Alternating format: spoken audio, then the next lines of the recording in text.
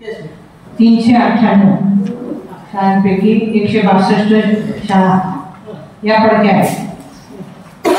जिल्हा प्रशासनाने आपल्याला शाळा बंद करण्याचे आदेश दिले असताना देखील अद्याप तिथे वर्ग भरवले जात आहे।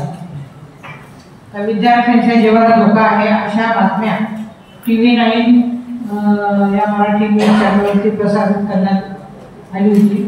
यामध्ये अतिरिक्त वर्गखोल्यांचे बांधकाम, स्वच्छतागृह, स्वयंपाकगृह इत्यादी भौतिक सुविधा उपलब्ध करून देणे अशी कामे त्या ठिकाणी झाली आहेत आणि या नव्याने करण्याची पुढे आवश्यकता आहे।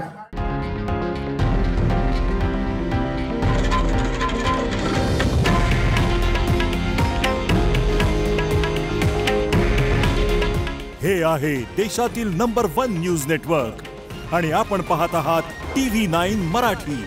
काळजी तुमची, हित महाराष्ट्राचं।